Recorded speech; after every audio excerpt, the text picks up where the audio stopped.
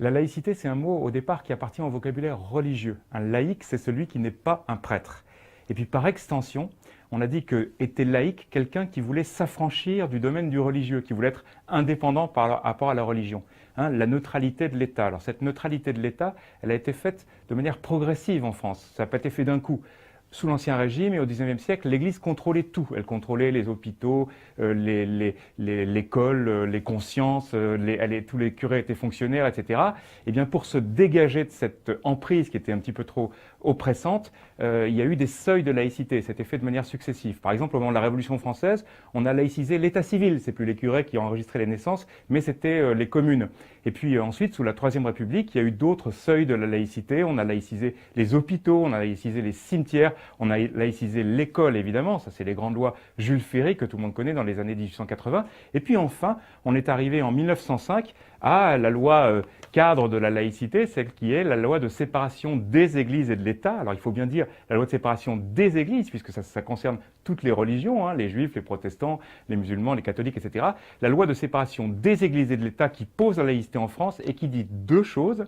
Il y a une chose qu'on a toujours en tête, qu'on a tous en tête, qui est l'article 2 de cette loi. L'article 2, il dit « La République ne salarie, ne reconnaît, ne subventionne aucun culte ». L'État est totalement neutre à l'égard des cultes, mais on oublie toujours l'article 1 de cette loi qui dit « La République assure la liberté de conscience et elle garantit le libre exercice des cultes ». Eh bien, la laïcité en France, c'est ça. C'est premièrement, l'État est neutre à l'égard de la religion, mais deuxièmement, tout le monde a le droit de pratiquer la religion qui est la sienne et tout le monde est français. Alors par rapport à ces deux principes qui sont très clairs, eh bien ça nous permet d'éliminer déjà dans le débat des gens qui se présentent comme des laïcs, qu'on pourrait appeler des faux laïcs. Il y a eu ce qu'on appelait les laïcards au début du XXe siècle, qui étaient très puissants, qui disaient en fait qu'il fallait se servir de la laïcité pour supprimer toute la religion, qui était contre les religions, quelles qu'elles soient. Ceux-là, ils existent de moins en moins, ils existent encore de manière résiduelle, mais ceux-là ne sont pas des vrais laïcs, puisqu'ils ne respectent pas les religions qui doivent être garanties par la laïcité. Et puis, plus récemment, en particulier à l'extrême droite, il y a des faux laïcs qui disent qu'ils sont laïcs, mais en fait qui ne s'attaquent à une seule religion qui est l'islam. Tout ce qui les dérange, c'est l'islam. C'est ce qu'on appelle les identitaires, qu'on trouve au Front National, qui disent « la France est une terre chrétienne, nos traditions chrétiennes, nos valeurs chrétiennes ». Non, non, non, non. Quand on est laïque, il n'y a pas de terre chrétienne, il n'y a pas de tradition chrétienne, il y a le fait que la France est une république qui est neutre, tout le monde a le droit d'y pratiquer la religion qu'il veut, qu'il s'appelle Ahmed ou David ou Jonathan ou François ou qui il veut, et il a le droit de prier les dieux qu'il entend, et ça c'est garanti par l'État.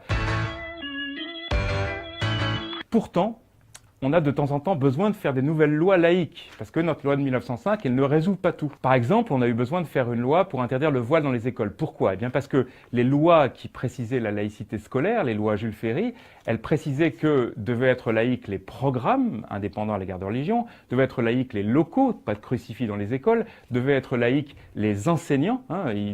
Par exemple, un professeur ne peut pas avoir une croix qui soit apparente, mais on n'avait pas, à l'époque de Jules Ferry, on n'avait pas pensé que le problème pouvait se poser pour les élèves. Eh bien, c'est pour ça qu'il a fallu faire une loi pour que les élèves n'aient pas le droit de porter des insignes religieux ostentatoires. Notre laïcité, elle s'impose à l'État, c'est-à-dire à tous les services publics. Par exemple, une postière n'a pas le droit de venir voiler, ou bien un postier n'a pas le droit de mettre une kippa quand il est à la poste, quand il travaille. Il a le droit de la mettre chez lui, bien sûr, mais pas à la poste.